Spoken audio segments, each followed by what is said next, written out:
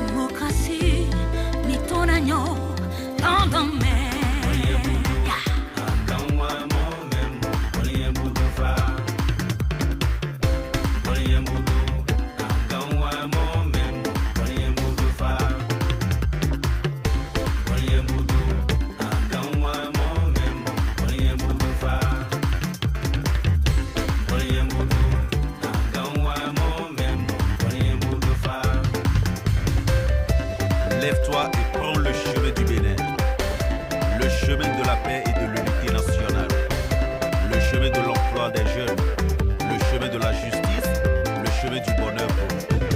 Lève-toi, bats-toi pour la démocratie, l'unité nationale. Lève-toi, bats-toi pour défendre le pays. Lève-toi, bats-toi, lève-toi, bats-toi. Bats-toi pour la démocratie. Une voix qui vient du sud, pour ne pas dire plus généralement de la partie méridionale du pays, Annabelle Teko, et l'autre qui vient du nord, Kalamoulaye, qui se mettent ensemble pour nous indiquer, comme je le disais, le chemin à suivre du nord au sud, de l'est à l'ouest. On a opté pour celui de la paix en matière de chemin, se lever, se battre pour la démocratie. C'est comme un rappel qu'il nous laisse là. Toutes les fois, nous sommes appelés à prendre des décisions importantes pour notre pays, le Bénin. Chacun travaille à ce que le pays aille de l'avant. Chacun pense à sa manière, comme il peut faire pour que sa pierre puisse contribuer à l'édifice de notre pays. Puisse Dieu nous conduire en nos pensées à atteindre cet objectif. Notre objectif à nous, déjà, nous visons la une des journaux.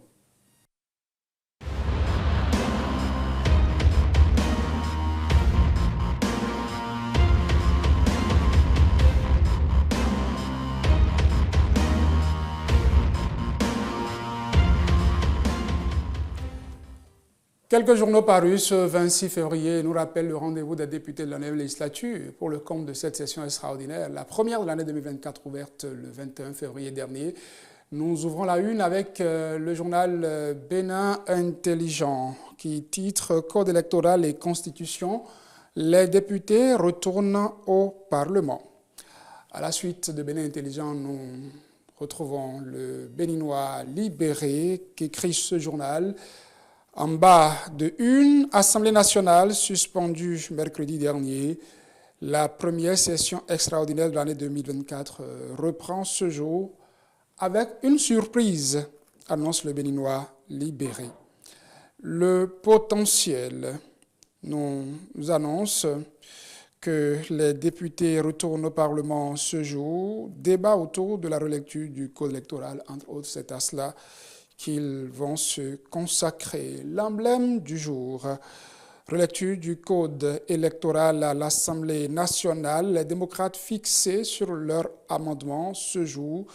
Les propositions d'amendement de l'Union progressiste, le renouveau, sont proposées par l'emblème du jour. Diakpata, plénière ce lundi à l'Assemblée nationale, retour des débats sur le toilettage de la Constitution et du code électoral. Nous changeons de sujet avec les 4 vérités tout en restant au Parlement. Les députés se sont retrouvés en fin de semaine dernière dans la cité mariale de Dassa autour des questions toujours concernant le développement de notre pays. Qu'est-ce qu'ils sont allés faire à Dassa? La une de Diakpata, on peut déjà lire atelier parlementaire, plutôt les 4 vérités, disais-je, les 4 vérités, atelier parlementaire, les députés informés des actions menées dans le secteur agricole. Après les 4 vérités, un autre journal nous informe de ce rendez-vous des députés à Dassa. C'est le révélateur du jour qui nous donne à lire. Secteur agricole au Bénin, les députés informés des actions menées au cours d'un atelier. Le journal Le Coopérant. Atelier parlementaire d'information sur les actions menées dans le secteur agricole, de fermes engagements pour aller à la croissance et la transformation accélérée de l'agriculture béninoise. L'événement du jour en parle aussi. Projets et programmes du secteur agricole, les députés s'imprègnent des actions du gouvernement. Et l'événement précis, pour sa part, titre secteur agricole au Bénin, le président Vlavono et les députés s'imprègnent des actions menées. À la une du journal Le Télégramme, à présent, cet atelier revient. Secteur agricole, les députés s'approprient le plan stratégique de développement et de la territorialisation des projets et programmes. À la chute de cette une des journaux, nous retrouvons le matinal qui préfère nous parler de ce sommet extraordinaire de la CEDEAO qui a tranché sur les sanctions en cours concernant certains pays, notamment le Niger. à propos et titre le Mali et la Guinée, la libération de Mohamed Bazoum exigée, les États de l'AES invités à reconsidérer leur position, appel à une présidentielle transparente et inclusive au Sénégal. C'est donc tout pour les titres que j'ai retenus pour vous. Pour le compte de cette rubrique, une des journaux, une rubrique peut cacher une autre comme un soleil. Du levant, elle est déjà en plateau. Je ne voudrais pas reprendre un slogan cher à désormais un ancien parti politique, je ne vais pas aller dans ce sens. Océane Moussou, elle s'appelle, il n'en demeure pas moins qu'elle est le soleil qui brille et qui luit sur ce plateau. Bonjour Saturnin, bonjour amis téléspectateurs. Toujours ce sourire. Toujours. Qui ne vous quitte jamais. C'est important de garder le sourire. Auréolé de couleurs. Absolument. On peut dénombrer plus de couleurs que sur vous que sur le drapeau national du Bénin. La vie elle-même est belle, donc pourquoi pas. Gardez le sourire, c'est le message peut-être qu'elle cherche à vous envoyer, mais à sa manière. Bulletin d'information.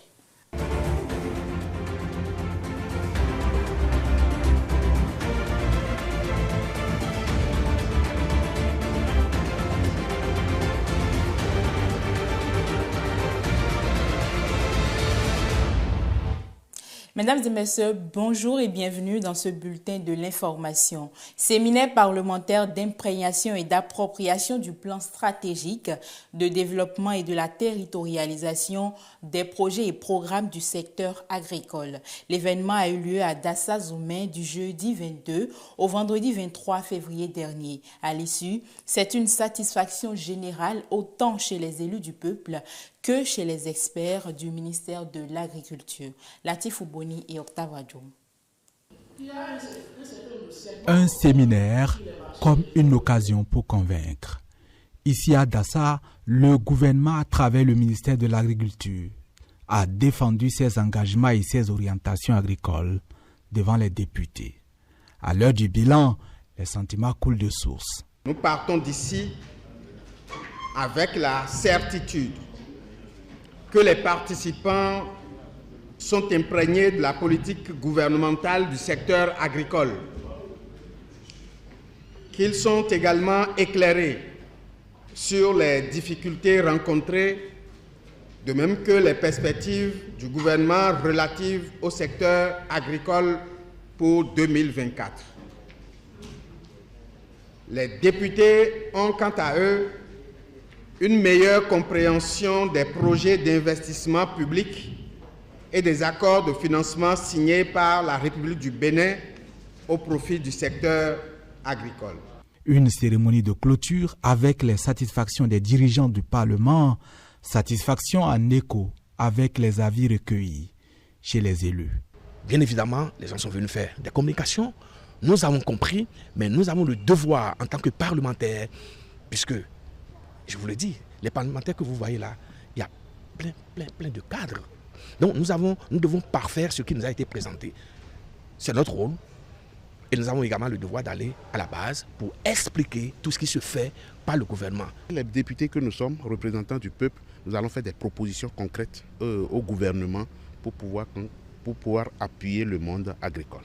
On dirait même que je suis l'initiateur du séminaire parce que j'ai appris beaucoup du séminaire et je sais, en sortant donc de ce séminaire, les actes que je dois poser, c'est important pour moi.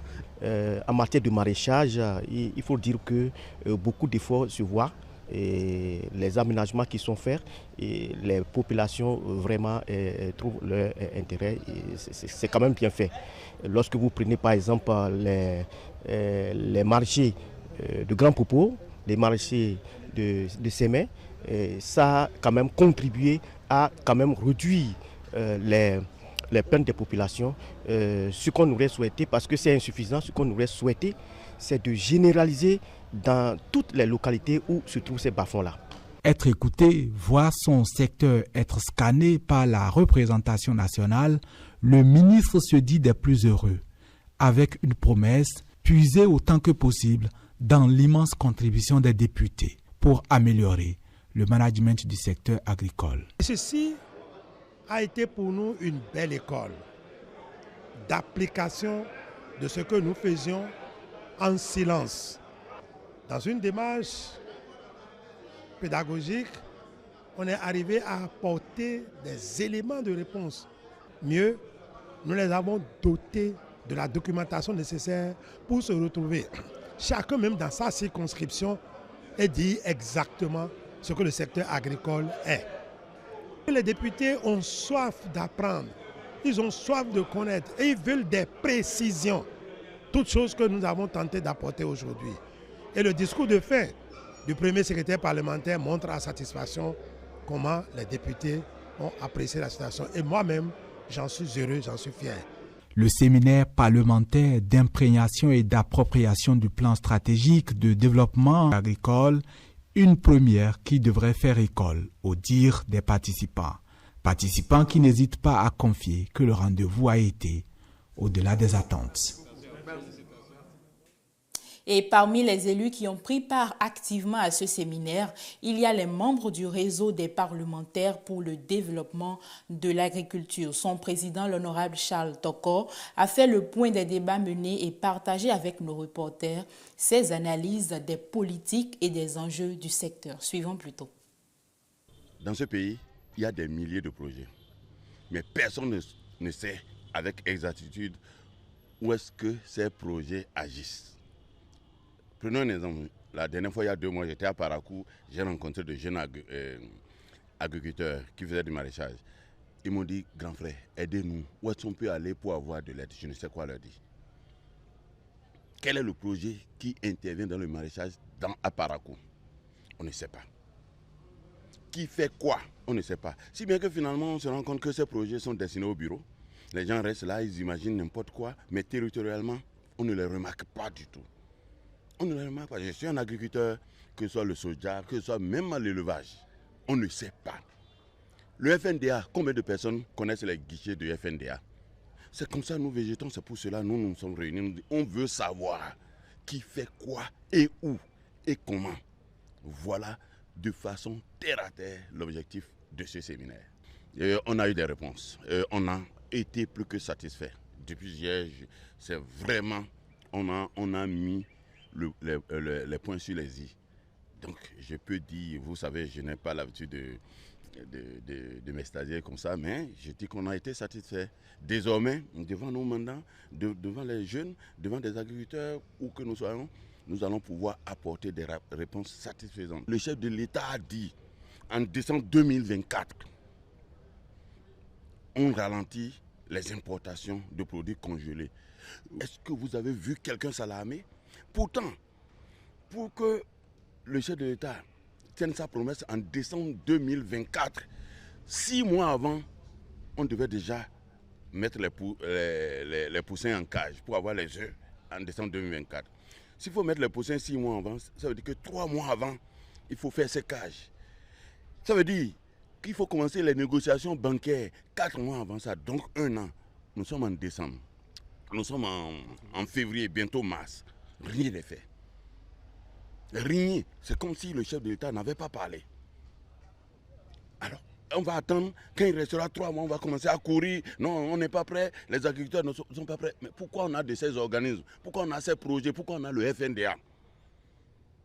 Pourquoi déjà, dès à présent, on n'a pas des ateliers, on n'a pas des rencontres tripartites, gouvernement, banque, privé? Pourquoi? Dites-le nous. Ou bien vous pensez que quelqu'un va sortir 500 millions de sa poche pour aller faire monter des batteries? Non. Et que quelqu'un va sortir 1 milliard pour monter des batteries alors qu'il n'a pas une garantie sur certaines du gouvernement? Non. Donc il faut une rencontre tripartite, gouvernement, banque, agriculteurs, producteurs. Et qu'on s'entende. Les banques n'ont qu'à nous dire quelles sont leurs conditions. Nous, quelle est la garantie que l'État nous donne? Si par exemple on investit dans les batteries et en décembre 2024 l'État ne ralentissait pas les importations, nos investissements deviennent quoi? Voilà ce qui se passe dans le pays. L'accompagnement tout autour du chef de l'État n'existe pas en matière agricole. Je l'ai dit hier. Je l'ai dit, je ne veux plus citer. Vous étiez là quand j'ai parlé. Je l'ai dit. Quand le chef d'État prend une décision, quelles sont les mesures d'accompagnement qui sont ceux qui devaient réaliser cette ambition du chef de l'État?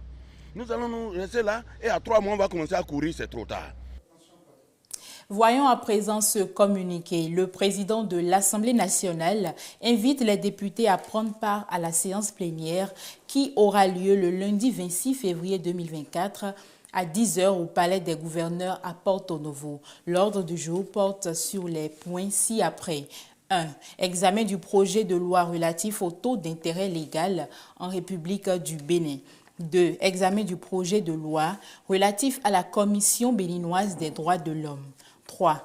Examen du projet de loi portant autorisation de ratification de la Constitution et de la Convention de l'Union africaine des télécommunications adoptées respectivement au Cap en Afrique du Sud le 7 décembre 1999 et au Zimbabwe le 10 juillet 2014.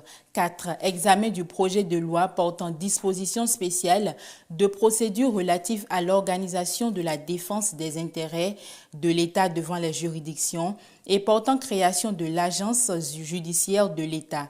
5. Examen du projet de loi portant définition et répression de l'usure en République du Bénin.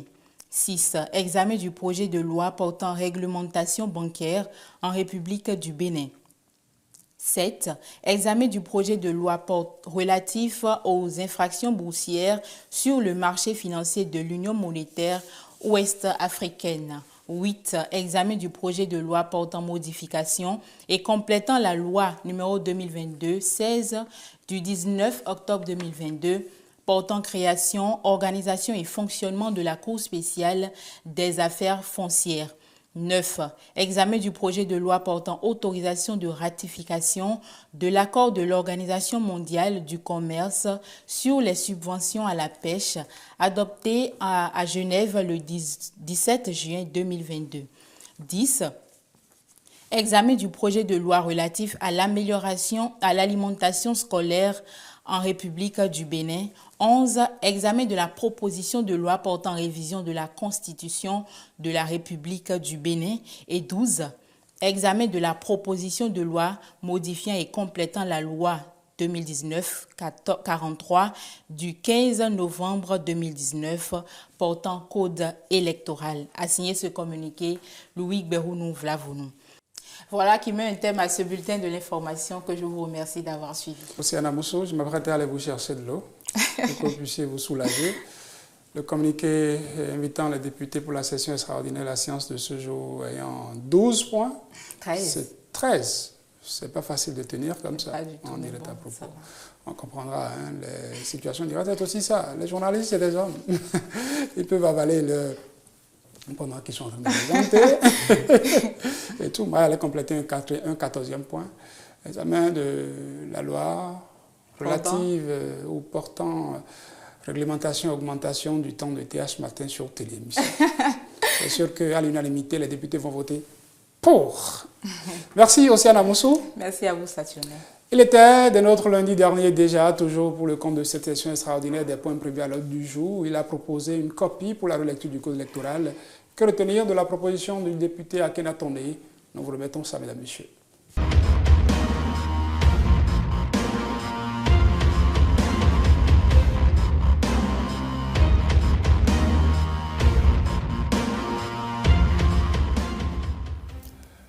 Un problème de rupture d'égalité à corriger pour les parrains de la présidentielle de 2026.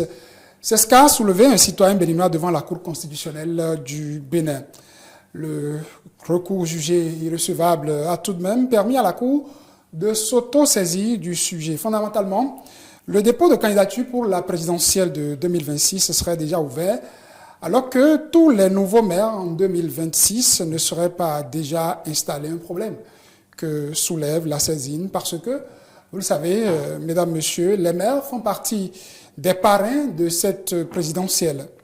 Quant aux députés qui seront élus aux législatives de 2026, ils seront installés après la clôture des dépôts de candidature pour cette présidentielle.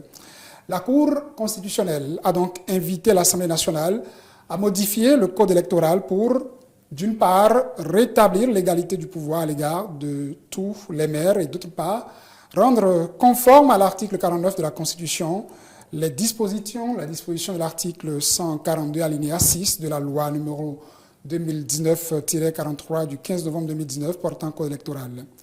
À l'Assemblée nationale, 2 thérapies semblent sur la table des députés pour corriger le tir. La session extraordinaire, je le disais, qui s'ouvre le mercredi prochain, 21 février, connaîtra entre autres 2 points. La modification de la Constitution et la modification du code électoral. En plateau, donc, avec nous ce matin, le député auteur de la proposition de loi portant modification et complément de la loi numéro 2019-43 du 15 novembre 2019 portant code électoral en République du Bénin. Encore une fois, honorable Aké, bonjour. Bonjour. Que comprendre de votre proposition dans son contenu? Quelle est la thérapie que vous proposez? Merci. D'abord, je vous remercie encore une fois de m'avoir invité. Permettez-moi de saluer également les amis téléspectatrices et téléspectateurs qui nous suivent actuellement. Je voudrais dire que vous avez bien résumé la situation qui s'est posée devant la Cour constitutionnelle. Et il est important pour moi de préciser que le citoyen qui a saisi la Cour constitutionnelle a décidé de la saisir. Mais nous, en tant que députés, on avait déjà constaté le problème depuis quelque temps et on savait bien que Cour constitutionnelle ou pas, nous allons toucher à certaines dispositions de nos tests pour pouvoir permettre une plus grande efficacité du système électoral dans notre pays.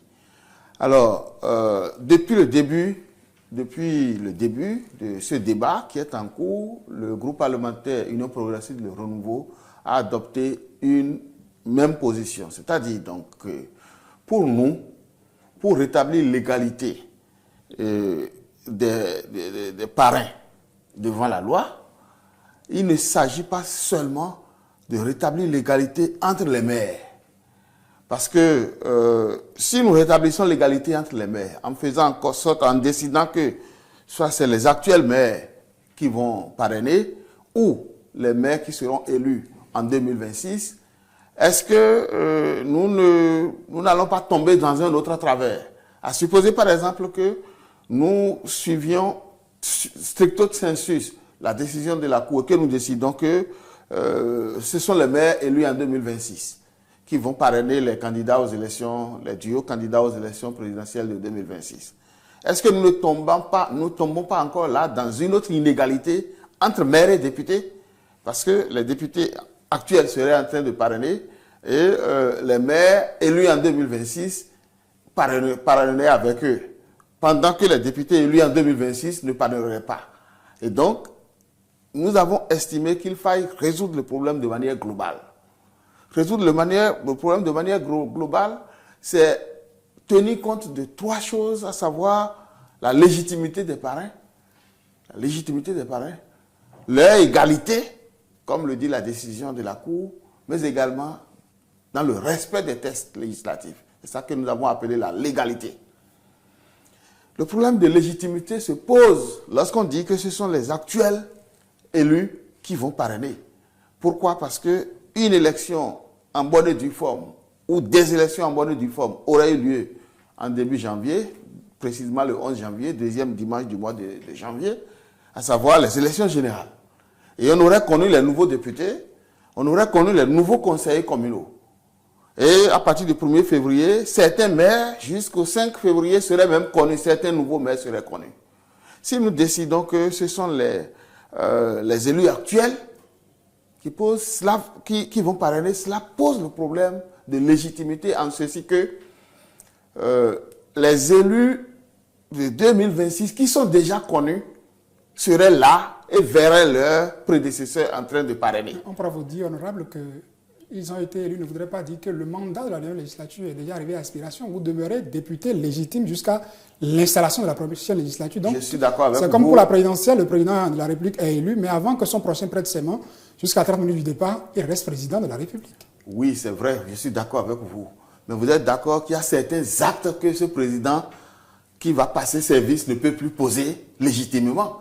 Est-ce qu'un président, par exemple, qui a fini, supposons son mandat, et qui a 3 jours de peut poser des actes graves, tels que une révision de la Constitution, une proposition, un projet de révision de la Constitution, le nouveau qui est élu serait déjà connu, et c'est le sortant qui va prendre des décisions graves. Vous comprenez que ce n'est pas possible. Ça lui enlève la légitimité. C'est ça la question de la légitimité. Et donc, les députés, une fois connus, lorsque les nouveaux sont déjà connus, cela pose un problème. Maintenant, si les élus n'étaient pas encore connus, jusqu'à la dernière minute, les élus actuels gardent leur légitimité. Pourquoi? Parce que vous savez qu'à une élection, ce n'est pas tout le monde qui est encore candidat à nouveau. Donc les députés actuels, on suppose que certains ne seront même pas candidats. D'autres seraient candidats, mais seraient battus dans les urnes. Et ceux qui sont battus, c'est eux qui parrainent les futurs présidents, le futur président. C'est-à-dire les potentiels futurs présidents. Est-ce que vous trouvez ça normal? Alors que ceux à qui le peuple a donné la légitimité nouvellement en janvier sont là et c'est les sortants qui parrainent. D'ailleurs, ce que nous disons là, vous savez, ça contribue à combattre même la corruptibilité de notre système électoral. Parce que vous comprenez bien qu'un élu qui peut-être n'a pas été bien positionné ou qui, pour des raisons ou d'autres, n'a pas été élu, peut ne pas suivre sa vraie conscience et se laisser corrompre facilement simplement parce qu'il sait qu'il n'a plus rien à perdre. Honorable, pourquoi ne pas avoir pensé la thérapie dans cet autre sens? On sait que les maires, tels que leur désignation est désormais actée par le code électoral en vigueur, ce sont les partis politiques qui les proposent, en tout cas les partis politiques qui ont la majorité des sièges au niveau des conseils communaux qui proposent ces maires-là. Est-ce qu'il ne faudrait pas aller dans ce sens pour que, au niveau des formations politiques, on puisse faire cette diligence, qu'en même temps les conseils communaux, on connaît les conseillers communaux élus, qu'on puisse faire diligence et installer ces maires avant une certaine date pour leur permettre d'entrer? Pourquoi ne pas avoir pensé? Parce que d'autres vous font le procès que c'est une menace que vous faites planer sur la tête de vos collègues les démocrates qui seraient réticents à la révision de la Constitution. Et c'est comme pour leur dire, vous ne révisez pas la Constitution, vous ne participez à ça, alors on brandit cette menace de présidentielle, vous ne pourront pas... Non, pas du tout. Nous serons tous candidats. Je pense que les démocrates seront encore candidats aux élections législatives et aux élections communales. Je vais finir d'abord ce que je disais en disant que notre thérapie, ce qui a été traduit dans cette nouvelle proposition de loi dont je suis l'auteur, est simplement d'assurer la légalité, la légitimité, mais également l'égalité en proposant que ce soit les élus de 2026 qui parrainent les duos candidats. Pour ce faire, c'est très simple. On n'a pas besoin de toucher à la Constitution en ce moment-là. Il suffit de réduire de 15 jours le délai de dépôt. Parce que le délai de dépôt des candidatures aux élections présidentielles n'est pas dans la Constitution, c'est dans le code électoral. Et donc pour ça, on peut bien modifier ça sans être tassé de vouloir un troisième mandat. Puisque c'est le procès qui est peut-être fait, le procès. C'est ça, oui. Venons-en à ce que je disais tout à l'heure. Vous avez donc proposé réduit pour que en 2026, qu'on puisse savoir que ce sont les nouveaux élus qui y vont. C'est quand même osé, on dirait, vous êtes député. Quand on est député en fonction, on souhaite quand même être de cette course-là, être à ce poste décisif pour pouvoir accorder son parrainage, aller jusqu'à vouloir remettre en cause ou prendre le risque de ne pas être élu en 2026 pour pouvoir parrainer. Je suis d'accord avec vous que c'est un honneur pour tout élu de la nation de parrainer des duos candidats aux élections. Mais je suis tout à fait encore convaincu que le parrainage n'est pas un fonds de commerce. Ce n'est pas un fonds de commerce et que c'est un travail qui est confié par le peuple pour être fait dans la plus grande simplicité et dans l'humilité. Il n'est pas parce que c'est pas parce que je suis parrain que je dois d'abord penser que le parrainage là, c'est ma chose à moi. Non, je ne dois pas oublier que j'ai des électeurs. Je ne dois pas oublier que j'ai un parti politique qui a dû mettre en place des stratégies pour que je sois élu. Et donc, nous devons tenir compte de tout ça quand nous menons le débat sur le parrainage, où on dit « Ah, est-ce que vous voulez vous tirer une balle dans les pieds ?» Non, pas du tout. Celui que la loi reconnaît comme parrain doit parrainer. Et même si moi, je ne donne pas parrainage, eh bien, il y aura parrainage. Vous êtes d'accord avec moi? Et lorsque les parrainages de mon parti, des élus de mon parti vont soutenir un candidat, c'est comme si c'est moi-même qui parraine ces candidats. Et déjà, le président de la République, en vous rencontrant la dernière fois à propos, a souhaité que ce soit de façon consensuelle, que ce soit fait à l'Assemblée nationale. Député de la mouvance ou de l'opposition, est-ce que vous vous êtes retrouvés entre vous? Vous avez échangé sur cette thérapie-là? On n'a pas malheureusement eu le temps d'échanger beaucoup. Entre présidents de groupes parlementaires, oui, nous avons pu échanger un peu et nous avons souhaité que chacun à y faire le point à sa base pour que des discussions plus élargies puissent avoir lieu. Mais vous avez suivi avec nous l'actualité, comment ça s'est passé, puisque je dois venir au fait que mon collègue du bloc républicain, le député Assad Seibou, a pensé que pour régler les questions qui nous tiennent à cœur, nous autres, à savoir la légitimité, l'égalité et la légalité, il suffit de modifier les dates qui sont dans la Constitution. Ces dates, vous savez, au moment de la révision de la Constitution, on a fait le choix de les fixer dans la Constitution. Pourquoi? Pour éviter que les dates soient laissées à l'humeur du président de la République. À l'humeur du président de la République qui peut convoquer le corps électoral, qui peut révoquer encore. D'abord, l'actualité dans la sous-région montre bien que lorsque les dates des élections sont laissées dans les décrets, dans une fourchette qui permet au président de la République de se décider, alors on peut venir à des aléas. C'était pour éviter ces aléas qu'un pays frère est en train de vivre actuellement, que nous avons dit, il n'est plus question de convoquer un corps électoral pour le président. On sait que l'élection aura lieu à telle date, deuxième dimanche du mois de temps. Et donc, que le président de la République convoque le corps électoral ou pas, on sait que ce jour, il y a élection et les institutions qui organisent les élections doivent se mettre à l'œuvre à temps pour que le jour-là, les citoyens puissent aller aux urnes. Et donc, je constate aujourd'hui qu'on nous fait le procès de pourquoi vous avez fait mettre cette date-là dans la Constitution. On aurait pu les laisser encore dans le code électoral et demander que ce soit le président de la République qui convoque le corps électoral quand il veut. Et si le président ne veut pas que l'élection s'organise, il suffit qu'il ne convoque pas le corps électoral. Mais en mettant les dates comme ça, c'est que nous avons voulu faire comme de grandes démocraties, telles que les États-Unis, où on sait à quelle date on fixe, on sait à l'avance, même 1000 ans avant, on peut décider, on peut savoir que dans telle année, l'élection aura lieu à telle date. Donc le président de la République n'a plus aucun pouvoir sur la fixation de la date. Et donc nous avons fait ça. Et aujourd'hui, nous constatons que pour aller à la thérapie proposée par mon collègue Hassan Seibou, qui est de faire parrainer par les élus actuels, mais en sauvegardant leur légitimité. Sauvegarder leur légitimité, c'est empêcher que leur successeur soit connu avant l'élection du président de la République. C'est pour ça qu'il a proposé simplement que nous déplacions les dates qui sont figées dans la Constitution, à savoir qu'au lieu d'élire les députés en janvier, on va les élire en mai pour qu'ils prennent fonction en juin. Et au lieu d'élire le président en avril pour qu'il prenne fonction en mai, on l'élit en mars, on l'élit plutôt en février pour qu'il puisse prendre fonction en mars. Ce qui équivaut à une réduction du mandat actuel de 2 mois et demi pratiquement. Et à propos, vos collègues de l'opposition vous font le procès de ce qu'en 2019, c'est vous qui avez touché à tous ces tests-là, pendant que l'Assemblée nationale était exclusivement maîtrisée par le pouvoir en place, et se disent que si quand vous avez laissé ces coquilles entre griffes, c'est exprès pour pouvoir rebondir là-dessus après. La crise de confiance. Bon, c'est vrai que dès qu'on parle de constitution dans notre pays, on ne parle que de 3e mandat. Mais vous avez bien vu la proposition de révision de la Constitution envoyée par mon collègue. Nous sommes tous, même moi qui suis ici, je n'accepterai pas un 3e mandat. Mais je peux vous assurer que c'est un faux débat. Le président Patrice Talon n'est pas dans cette logique.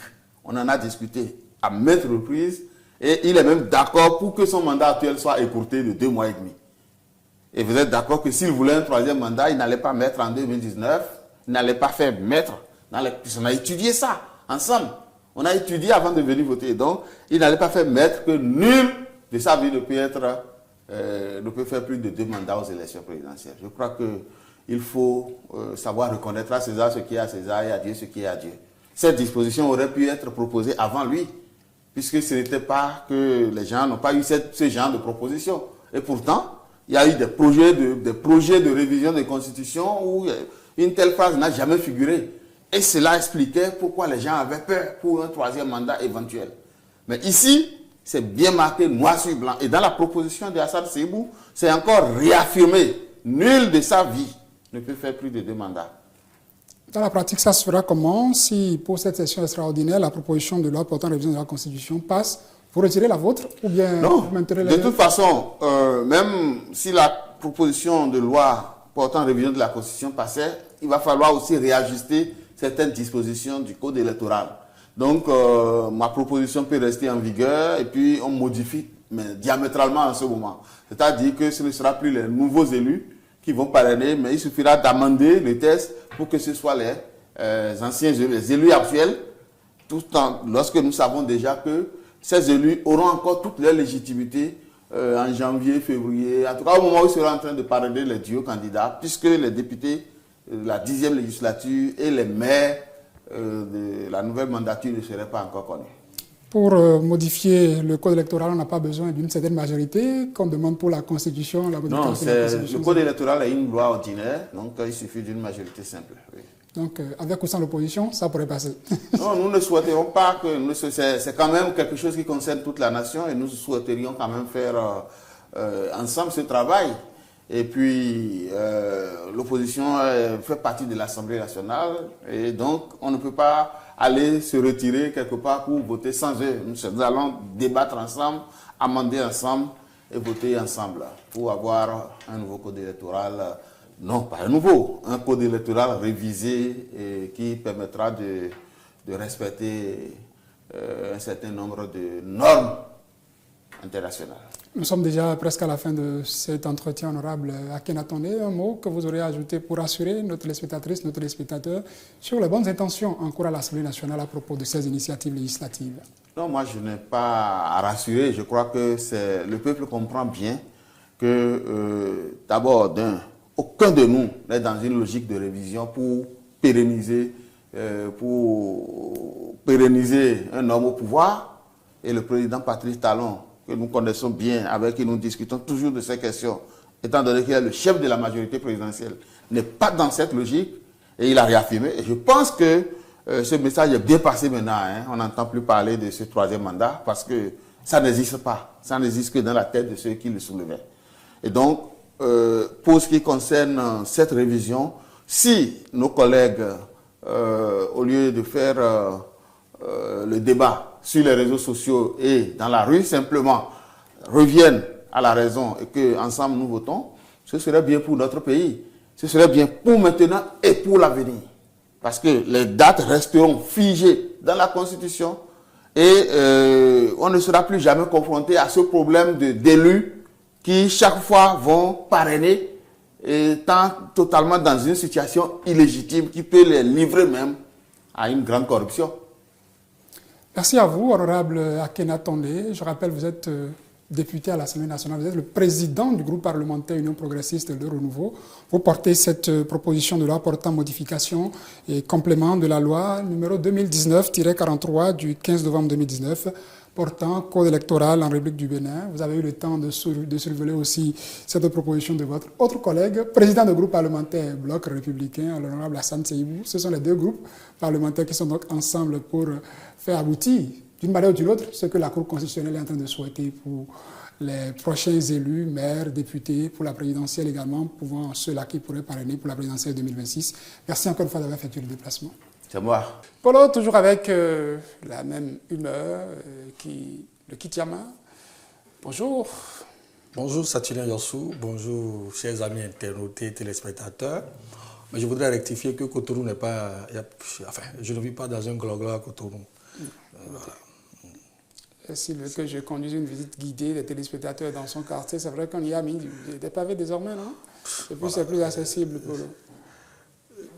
Vous avez rectifié vous-même. C'est le constat que je fais. Merci au gouvernement pour le programme Asphaltage qui nous permet d'aller chez Colo. Comme dit un petit garçon. Comme ton garçon. Nous allons sur la toile.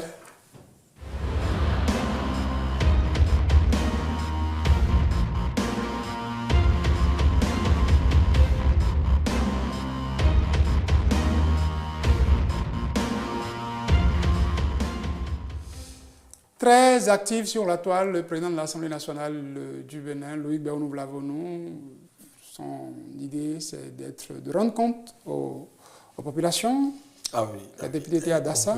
On peut même le dire, hein, le président de l'Assemblée nationale fait partie, pour ne pas dire le président d'institution le plus actif sur les réseaux sociaux. Voilà, celui-là qui a compris que au XXIe siècle, il faut être en contact avec tout le monde. Et la majorité des jeunes, de ceux qui veulent l'information, sont aujourd'hui sur la toile et il a compris et il informe à chaque fois de son déplacement. On est à la tête de la représentation nationale, on représente les populations. Et oui. Raison de plus pour être très en contact avec elles. Les députés de la 9e législature sont du côté de Dassa Zoumé à l'hôtel Déco et l'atelier a été organisé pour permettre une meilleure visibilité et effet des lois votées par l'Assemblée nationale dans le secteur agricole. C'est cette information que le président de l'Assemblée nationale a mis sur sa page et qui a beaucoup intéressé les internautes et on souhaite partager avec nos amis téléspectateurs également. Louis Béounou Vlavonou qui met en vue de s'approprier le plan stratégique de développement et de la territorialisation des projets et programmes du secteur agricole au Bénin, les députés de la 9e législature participent depuis ce jeudi à un séminaire qui se tient à Dassa Zoumé.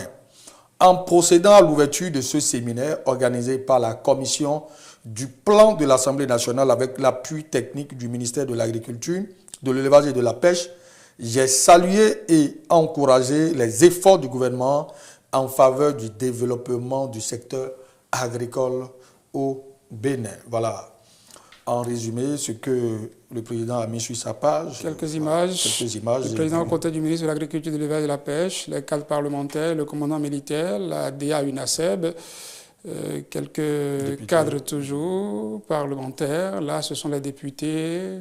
Joël Godonon de la démocrate, j'en oublierai. La photo de famille qui résume tout ceci. Et les commentaires, Paul Ouaounou. Martin Dossouvi qui met en commentaire, né pour développer.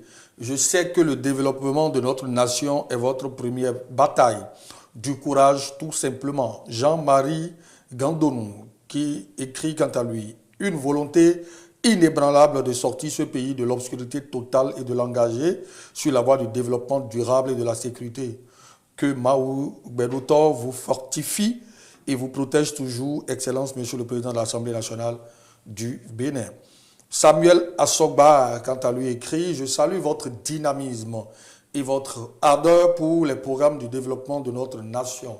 Que le Seigneur vous fortifie. » Isaïe Kounon, qui met quant à lui, content de lire le message dans le sens du secteur agricole. N'oubliez pas de penser à nous, jeunes promoteurs, fermiers qui se penchent dans le secteur malgré les difficultés. Il semble que les préoccupations ont été abordées. Dans le bulletin d'information, on a suivi, il n'y a pas le compte rendu qui a été fait, le député Charles Tokor, un député de la mouvance, quand vous l'entendez faire ses critiques, c'est-à-dire que nos députés, quand il s'agit des questions qui concernent le développement de notre pays, comme toujours, toutes couleurs confondues, politiques confondues, ils essaient de défendre ce qui est l'intérêt des citoyens. Il a lieu de le dire également. L'honorable Charles Tokor, il dit qu'il est le député le plus agricole parce que c'est son secteur et donc il sait de quoi il parle. On sait combien de fermes il a de l'autre côté, on ne va pas parler sur ça, on aborde le second sujet. Le second sujet qui est vraiment d'actualité, et puis dans quelques jours, la répression tant annoncée par la police républicaine va commencer. 1er mars. Et le porte-parole de la police républicaine était devant les médias. Non, ce n'est même pas devant les médias. Il a répondu aux questions des internautes sur une émission organisée par le gouvernement et a répondu à plusieurs questions et préoccupations des internautes. Du major de police Eric Korou Yerima. Voilà, très exactement. Un de ces jours, peut-être on aura suité ce matin, pourquoi pas. Et ce qu'il a dit a été résumé sur une page qu'on aimerait partager avec nos amis qui nous suivent, qui ont des motos, qui ont des véhicules, et qui doivent quand même savoir qu'à partir du 1er mars, il y a une opération de répression. Et nous, notre rôle ici, c'est d'informer pour que les gens puissent se mettre en règle et également demander aux forces de l'ordre de sécurité de ne pas faire dans le zèle, de savoir que ceux qu'ils ont en face sont également des Béninois, des frères, et de faire dans la modération. Voilà, on résume. Bénin, ce qu'il faut savoir sur la répression policière annoncée pour début mars. L'opération va se dérouler sur toute l'étendue du territoire national. Les infractions concernées, voiture, moto, etc.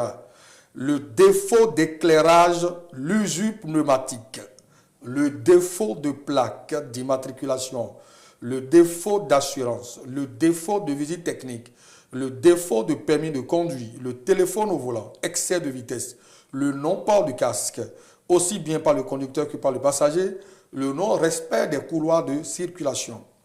Il ne s'agit pas d'une opération pour renflouer les caisses de l'État pour le rançonnement ou d'une démonstration de zèle de la police républicaine. Mesures prises pour éviter les abus, les excès de zèle et des actes de rançonnement. Les agents de police impliqués dans l'opération porteront sur eux les caméras piétons pour filmer les faits et gestes des agents ainsi que les réactions de la personne contrôlée. Mise à disposition du numéro vert 166 ouvert 24 heures sur 24 tous les jours pour enregistrer toute plainte ou dénonciation. L'opération vise à renforcer la sécurité publique, réduire les accidents de circulation, améliorer le taux d'élucidation de certaines enquêtes. Pas d'arrestation de motos sans plaque dès le 1er mars. Un délai supplémentaire est accordé. Voilà ce qu'il faut retenir. Vous savez ce que moi j'ai aimé dans les mesures prises, c'est le fait qu'il y ait une caméra piéton embarquée. Ah oui. Parce que ça permettra de savoir en cas de plainte ce qui s'est réellement passé. Devant le plus fort, les usagers de la route ne sont toujours pas les personnes à qui on accorde au froid pour les propos déclarés. Et quand un policier bastonne un citoyen et après écrit dans son rapport que c'est lui qui lui a manqué de respect, le citoyen qui lui a manqué de respect premièrement, je pense que tout ça permettra d'éclairer les circonstances dans lesquelles certaines scènes qu'on ne souhaite pas se seraient déroulées. Et surtout, j'ai noté, puisque j'ai suivi l'émission du début jusqu'à la fin, il y a un aspect qui m'a beaucoup intéressé parce que j'ai été appelé un jour par un ami qui m'a dit qu'il a été arrêté par les policiers et le même jour où il a été arrêté pour une infraction, il part pour payer la contravention et on lui demande de payer 3 jours de fourrière.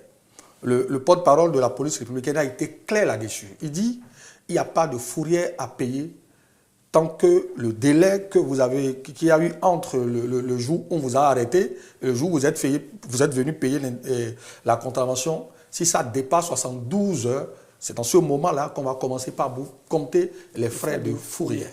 Avis donc à ces agents ou à ces commissariats qui abusent et puis ou bien qui sont... Nous vous avons donné l'information et les commentaires. Les commentaires, il y a Wilfried Maouillon qui met, d'ailleurs nous, on ne sort plus la moto. La hausse du prix du carburant nous a amené à garer nos motos depuis vive le piétonisme. Le piétontisme, c'est du néologisme tout court. Daker Arsène qui met, la population est confrontée à d'autres problèmes plus sérieux que ses futilités. Bon, lui, il appelle ça futilité. Un père de famille de 3 petits-enfants, par exemple, qui n'a pas de véhicule, en voulant se déplacer, il s'arrange pour que toute la petite famille trouve place sur la moto. Maintenant, tous les individus sur la moto seront-ils obligés de porter de casque, pneus usés? La personne sans salaire n'arrive pas lui permettre de joindre les 2 bouts. Comment peut-il changer son pneu à temps? Le niveau de développement de la population n'atteint pas pour qu'on applique des contrôles du genre. Et il y a Aniou Congo de répliquer en disant la moto est faite pour 2 personnes. Déjà, tu fais du surcharge et le 2 de ta vie et de ta petite famille est en danger. La vie de ta vie et celle de ta petite famille est en danger. Bon, le commentaire n'est pas aussi bien écrit, mais on va essayer de lire. En cas d'accident, mon frère, la loi, c'est la loi. Pas besoin de toutes ces explications. C'est à toi de t'arranger pour ne pas être hors la loi. Un bon citoyen doit respecter la loi. Merci pour la compréhension. Duralex Céleste. Suarez Henri qui met, apprenez à vos agents à bien parler aux usagers. C'est important. Merci. Abiola Mamadou, quant à lui, qui met qu'ils nous partagent aussi des casques comme ils le font pour les moustiquaires imprégnés. Bon, voilà, lui, il demande à ce que... Les moustiquaires, c'est pour lutter contre le palu, on comprend. Vous ne pouvez pas vous exposer aux moustiques si vous avez les moyens de vous protéger. Par contre, le casque, ça vient avec la moto, vous pouvez l'acheter et ne pas mettre le casque, ne pas être un bon citoyen simplement. Je vais rester court. Non, c'est pour ne pas soutenir. Hein. Moi, je suis pour le fait de porter le casque, mais ce qu'il demande aussi, s'il y a des bonnes volontés, s'il y a des ONG, s'il y en a qui participent, qui font des campagnes d'instruction.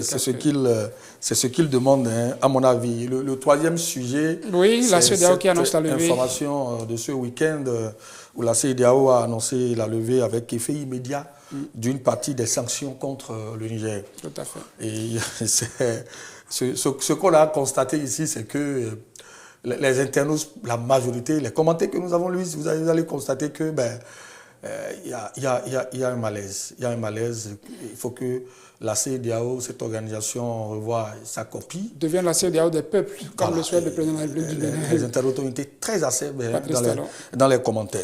C'est sur la page de France 24 que nous avons piqué cette information. Les chefs d'État de la CEDEAO ont décidé samedi, à l'issue d'un sommet extraordinaire, de lever une partie des sanctions contre le Niger, a annoncé à Abuja le président de la commission de l'organisation régionale. Les chefs d'État des pays membres de la CEDEAO ont décidé.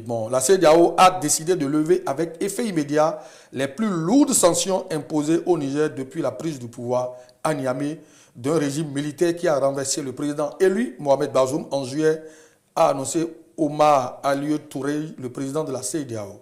Les frontières et l'espace aérien nigérien seront rouverts. Les transactions financières entre les pays de la CEDEAO et le Niger de nouveau autorisées et les avoirs de l'État nigérien dégelés pour des raisons humanitaires, a-t-il encore déclaré. Des sanctions individuelles et politiques restent en place, a-t-il ajouté sans donner plus de précision. Le président de la CEDEAO a également réclamé la libération immédiate du président nigérien déchu Mohamed Bazoum, détenu avec son épouse par le régime militaire depuis 7 mois. Le Mali, le Burkina Faso et la Guinée également, dirigés par des régimes militaires et sous le coup de sanctions de la CEDEAO, ne sont pas concernés par ces annonces. Commentaire. Moussa Igor, qui met la mentalité populaire africaine change au cours des jours et des années. Toute organisation, aussi importante qu'elle soit, est obligée de toujours réinitialiser ses méthodes au risque de paraître caduques et être rejetée par les masses et les nouvelles équipes de décision. La CEDEAO la prend à ses dépens. Ahmed Adeleke qui met: je voudrais saluer ici l'intelligence des dirigeants de la CEDEAO, celle-là qui a permis de comprendre qu'on peut marcher à reculons lorsqu'on est en faute et se rattraper.